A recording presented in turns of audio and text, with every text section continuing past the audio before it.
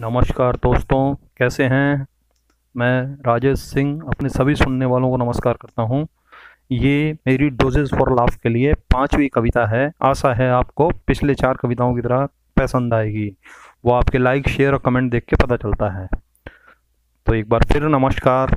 मैं राजेश सिंह अपने दोस्तों को करता हूं और डोजेस फॉर लाफ के लिए 5वीं कविता आपके सामने सुनाने जा रहा हूं। पसंद आएगी, आशा है पसंद आएगी। और अगर पसंद आए तो लाइक, कमेंट, शेयर करना ना भूलें। तो दोस्तों नमस्कार, राजेश सिंह की तरफ से आप लोगों को। और कविता शुरू करने से पहले आपको उसका शीर्षक बताता हूँ। कवियों का हाल बुरा है। तो दोस्तों सुनिए, एक बार मुझे कहीं कवि सम्मेलन में भाग लेने का आमंत्रण मिला। इस नाचीज का ये चेहरा भी बाग बाग होकर खिला। बड़े बनठन कर ये जनाब पहुंच गए बताए हुए स्थान पर। मुझे क्या पता था कि वहां आफत आ जाएगी मेरी जान पर। जब अपना नंबर आया तो अकड़ कर खड़े हो गए। गर्व के मारे सीना ऊंचा और कान बड़े हो गए। ज्यों ही पाठ शुरू किया, पहली कविता पहली पंक्ति। पूरी कविता थी भक्ति रसमय, नाम था उसका प्रभु की भक्ति।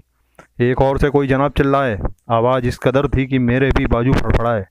परंतु जब जनाब की ओर देखा तो समझ में यही आया कि बेटा राजेश, आज तू पक्का मार खाया।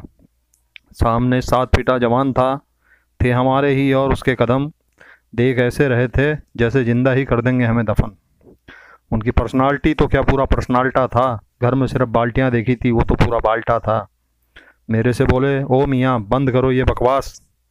मेरे से बोले, ओ मियाँ बंद करो ये बकवास। घर में दिन भर करती ही रहती है ये काम मेरी सास। घर में दिन भर करती ही रहती है ये काम मेरी सास। अगर भजन कीर्तन ही करना है तो तुरंत स्टेज से उतर जाओ और जाकर किसी मंदिर में भजन गाओ। अगर भजन कीर्तन ही करना है तो तुरंत स्टेज से उतर जाओ और जाकर किसी मंदिर में भजन गाओ। हमने सोचा ऐसे बात नहीं चलेगी, भक्ति रस से दाल नहीं गलेगी। हम वीर रस में शुरू हो गए। हमने सोचा ऐसे बात नहीं चलेगी, भक्ति रस से दाल नहीं गलेगी। हम वीर रस में शुरू हो गए और वो भाई साहब तो उसे सुनने में खो गए।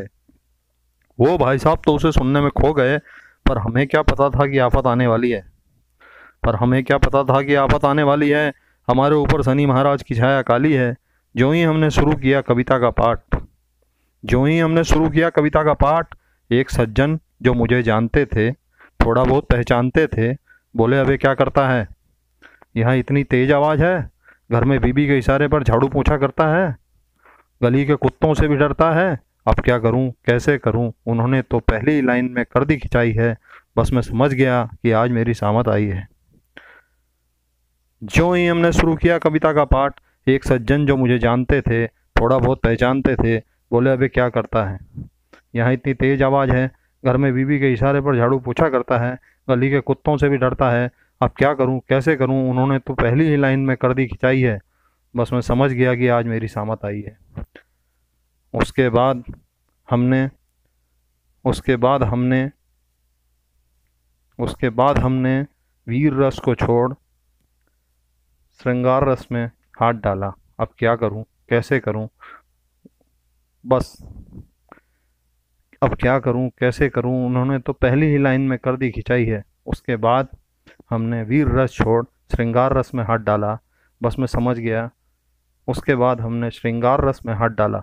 किसी गजकामनी मन लुभावनी नारी का स्टेज पर ही श्रृंगार कर डाला। ऐसा मनमोहक रूप लावण्य बताया कि नौजवानों के मन प्रेम की ज्वाला उछाले मारने लगी। ऐसा मनमोहक रूप लावण्य बताया कि नौजवानों के मन प्रेम की ज्वाला उछाले मारने लगी।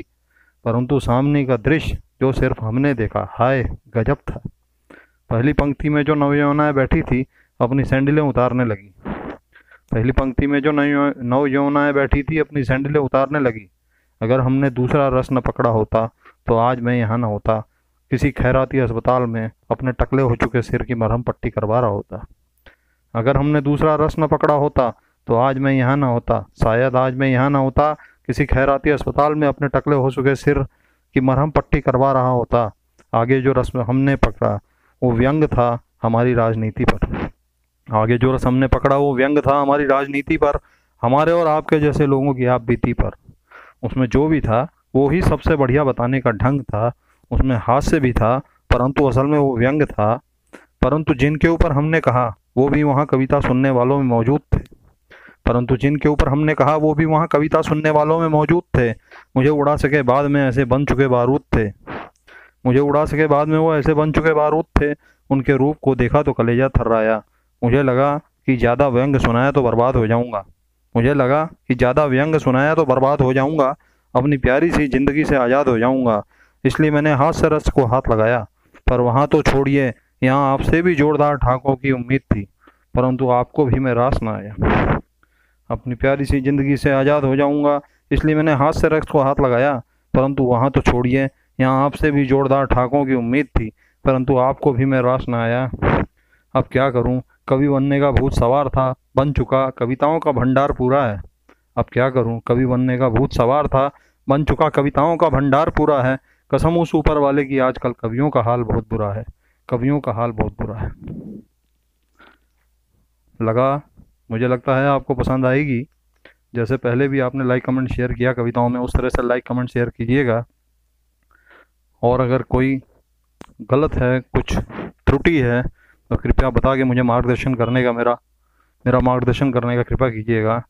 और जितना अच्छे से हो सके लाइक कमेंट शेयर करके लोगों को भी सुनाइए, आप भी सुनाइए, मज़े लीजिए, ज़िंदगी की नीरसता में रस घोलिए और मेरे काव्य रस का मज़ा उठाते हुए आगे की कविताओं का इंतज़ार कीजिए, जो मैं जल्द से जल्द इस चैनल के माध्यम से, डोजेस फॉर लाफ के माध्यम से आप तक पहुंचाऊंगा।